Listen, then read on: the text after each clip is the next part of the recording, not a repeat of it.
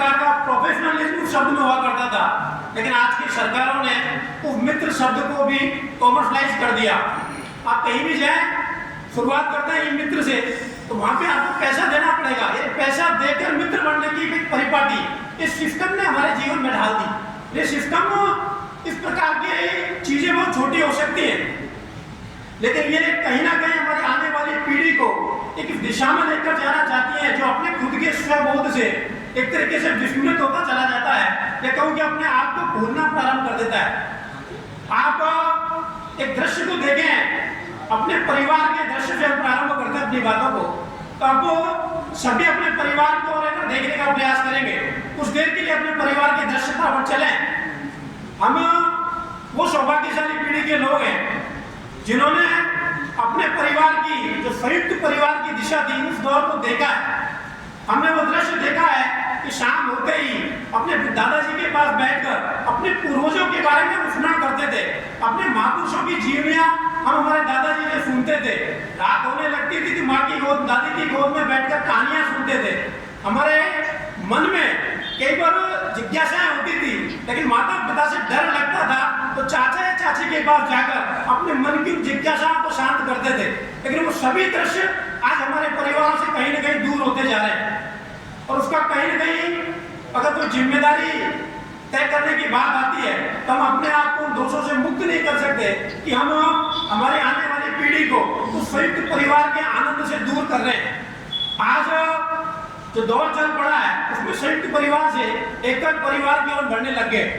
दीपावली का पर्व भगवान श्री राम के अयोध्या वापस लौटने की खुशी में मनाया जाता है। गुरु श्री राम का जीवन, एक कवि ने तो कहा भी है कि राम ने जिस पथ का निर्माण किया, ये जो दिशा दी, उस पर केवल राम ही चल पाया और कोई नहीं चल पाया। तो श्री राम का जीवन एक पारिवारिक व्यवस्था का सर्वोत्तम उदाहरण का जीवन है। हम कल्पना करें, एक व्यक्ति को, एक बालक को सुबह उसका राज्य सिंहासन होना है, लेकिन सुबह केवल पिता के वचन की पालना करनी है, पर पूरे राजपाट को छोड़कर वनवास चला गया। समझ में आ गया कि राम के लिए तो अपने पिता क्या वचन का पालन करना था, लेकिन लक्ष्मण ने आखिर क्यों छोड़ा अयोध्या को?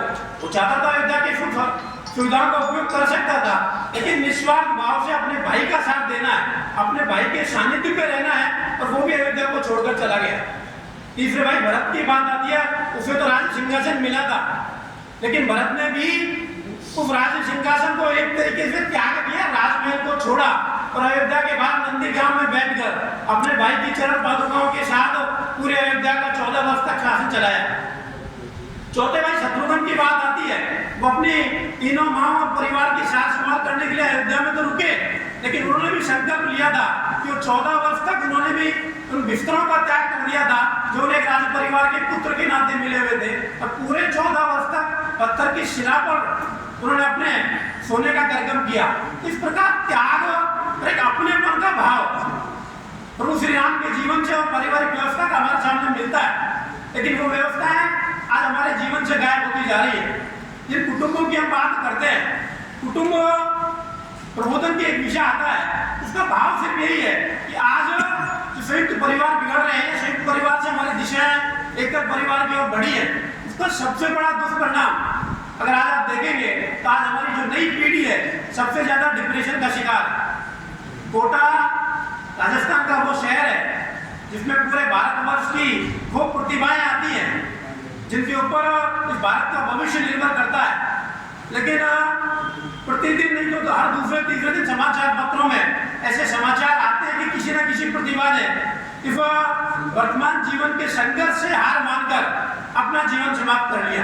ये तो वो छोटी मोटी घटनाएं के रूप में समाचार पत्रों में आती हैं, क्योंकि आज जो कोचिंग का जो हब है उसके माध्यम से सब मैनेज होते हैं, वरना कोटा में पढ़ने वाले जो विद्यार्थी हैं उसका बहुत बड़ा प्रतिशत आज डिप्रेशन का शिकार है। उसका बहुत बड़ा कारण हमारी पारिवारिक व्यवस्था का कारण है, क्योंकि हमारे परिवार में एकल परिवार हो गए, बच्चा ना तो अपने मन की बात किसी से शेयर कर पाता है, क्योंकि उसके मन की बातों को सुनने के लिए हमारे पास समय नहीं है।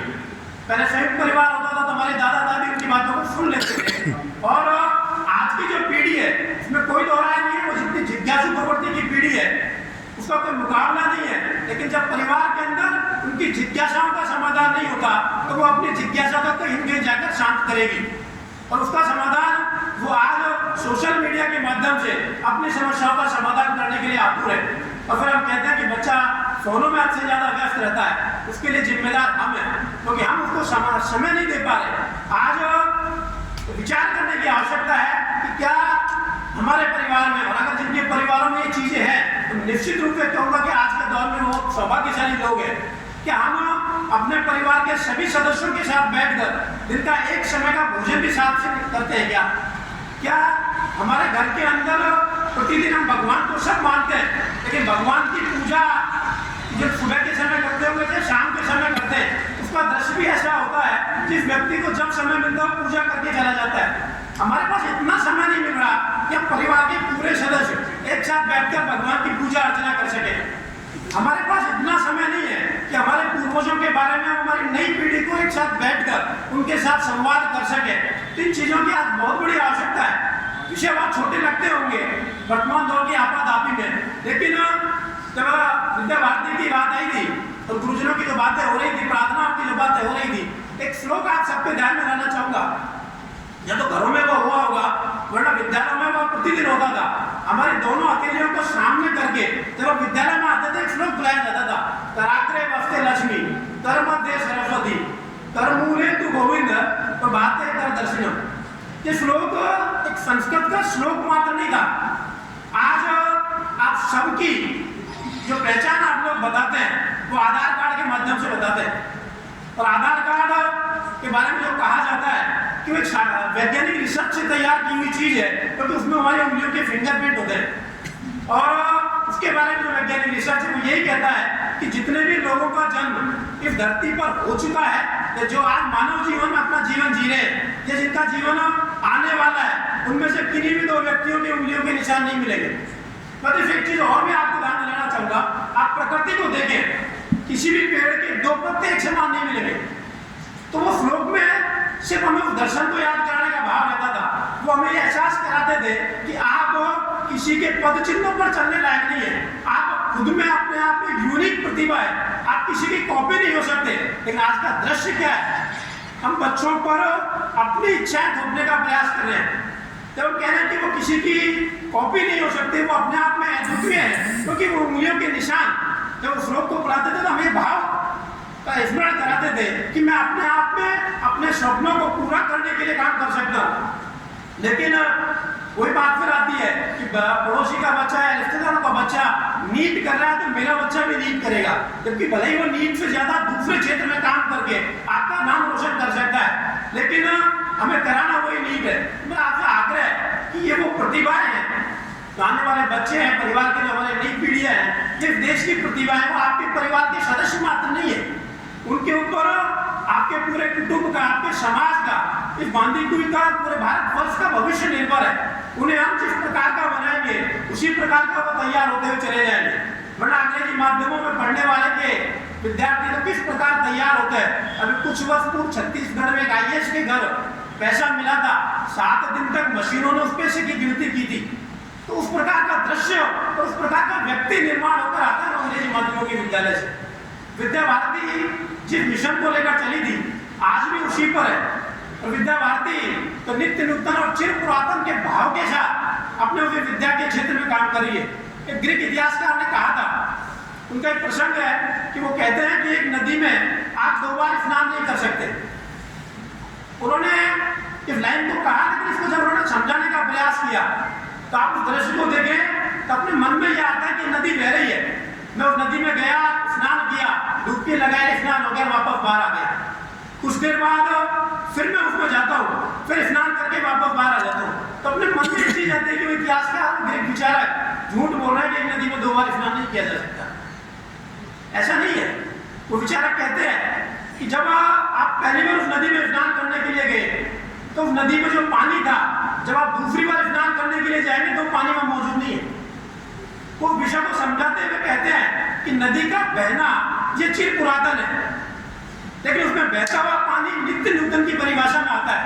उसी प्रकार विद्या भारती जिस ध्येय को लेकर चली थी कि हमें केवल संस्कार युक्त शिक्षा ही देनी है, उसी संस्कार युक्त शिक्षा को देने के लिए एक चिर पुरातन के रूप में जिस विचार को लेकर इसकी स्थापना है उस पर अड़ी है, और समय समय पर व्यवसायिक शिक्षा के कंपटीशन के लिए तो नहीं, लेकिन जिस प्रकार समाज की आवश्यकता है उस प्रकार से अपने आप को इन्होंने बदला है। वरना आप कल्पना कीजिए कि विद्यालय में आप पढ़कर चले गए, विद्यालय में कार्यरत इन सभी प्रधानाध्यापक और गुरुजन जो कई तो बांधीपुर से बाहर के भी हैं, त्योहार का अवसर इनके लिए भी है, ये छोड़कर आज के इस कार्यक्रम के आयोजक भी बने हैं और आप सब लोगों को बुलाया भी है। उसका मकसद सिर्फ इतना था नहीं कि कोई कार्यक्रम की औपचारिकता करनी है, उसका भाव आप इन लोगों के मन में समझे। ये वही भाव है कि ये जिस प्रकार समाज की आवश्यकता है उस समाज की आवश्यकता के लिए व्यक्ति का निर्माण किस प्रकार से किया जाना है, उसी भाव के लिए इस प्रकार के कार्यक्रमों का आयोजन होता है।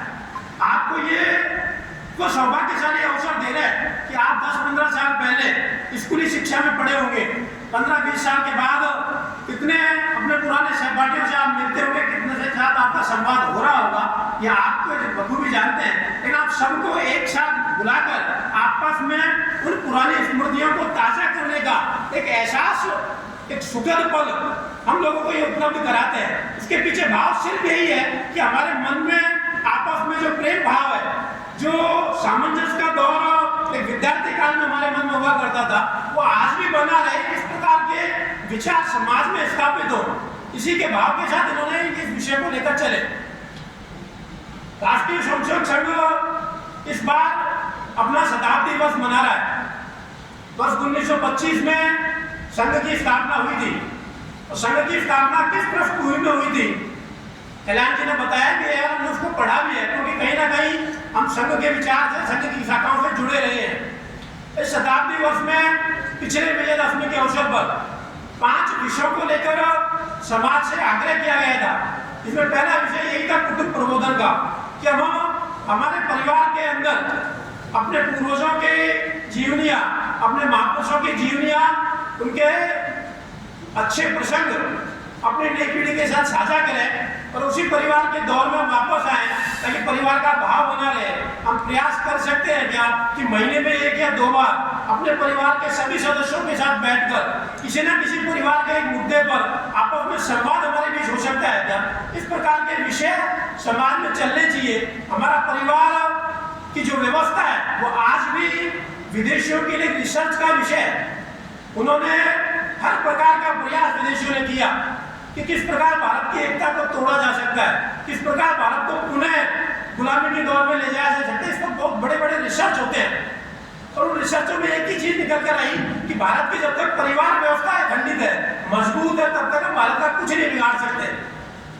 उसके पीछे सिर्फ यही है कि परिवार की जो हमारी व्यवस्था है, उस परिवार की व्यवस्था में व्यक्ति, अधिकार और कर्तव्य, इन 2 शब्दों की बहुत ज्यादा चर्चा आज होती है। इन दोनों शब्दों को अगर सही मायने में समझना है तो हमें हमारे परिवार की व्यवस्था को देखना होगा। हमारे संयुक्त परिवार की जो व्यवस्था थी उसमें कहीं भी अधिकारों का विषय नहीं था। परिवार के किसी भी सदस्य के मन में अगर ये बात आती थी कि मेरे परिवार के लिए ये काम करने योग्य है, या मुझे ऐसा लगता है कि इस काम को करूंगा तो मेरा परिवार आगे बढ़ सकता है, तो परिवार का सदस्य बिना किसी संकोच के, बिना किसी से पूछे हुए उस काम को करके आगे बढ़ जाता था। और आज एक बिल्कुल विपरीत स्थिति है। आज कर्तव्यों की तुलना में परिवारों में अधिकारों की बात ज्यादा प्रारंभ हो गई, और जब से अधिकारों की बात ज्यादा प्रारंभ हुई, हमारे संयुक्त परिवार की व्यवस्था टूटने लगी और एकल परिवारों की ओर हम बढ़ने लगे। दृश्य तो वो भी है कि एकल परिवार में रहने के बाद भी आज जब न्यायालय की प्रक्रियाओं में आप आते हैं तो जिस प्रकार की इस पारिवारिक जो मैटर्स है, पति पत्नी के बीच जो विवाद के विषय आ रहे हैं, या माता पिता को बच्चों के ऊपर मुकदमे करने पड़ रहे हैं अपने भरण पोषण के लिए, वो एक बड़ी तादाद में बढ़ रहे हैं। तो जो लोग ये कहते थे कि हम अपने एकल परिवार के साथ सुखी और खुश रह पाएंगे, उनका दृश्य भी उतना अच्छा नहीं है, क्योंकि परिवारों के अंदर अधिकार से, कर्तव्यों से ज्यादा अधिकार हावी हुआ, तो परिवार टूटने लगा। और उसी दौर में व्यक्ति टूटना प्रारंभ हो गया, और जब व्यक्ति टूटने लगा तो परिवार भी विखंडित होते चले गए, और देश और समाज की दिशा भी उसी दौर में बढ़कर चली गई। इस कुटुंब प्रबोधन की गतिविधि जो संघ ने प्रारंभ की, उसके माध्यम से आग्रह आप लोगों से यही है कि हम अपनी पारिवारिक व्यवस्था को सुदृढ़ करें, क्योंकि हमारी पारिवारिक व्यवस्था सुदृढ़ रहेगी तो हमारे बच्चों में आने वाला डिप्रेशन नामक जो बीमारी है उससे उन बच्चों को मुक्त कर पाएंगे। हमारे मन में परिवार के, भले आप मन में सोचे तो किसी से शेयर करता होगा या नहीं करता होगा, लेकिन परिवार के अंदर जो छोटी मोटी खटपट होती है, उनसे जो मानसिक तनाव पैदा हो रहा है, एक अजीब प्रकार की बीमारी के रूप में सामने आ रहा है। जब रिसर्च इस प्रकार के आते हैं तो उन सबसे अगर मुक्ति हो सकती है तो इस पारिवारिक व्यवस्था को सुदृढ़ करने से। एक दूसरा विषय सामाजिक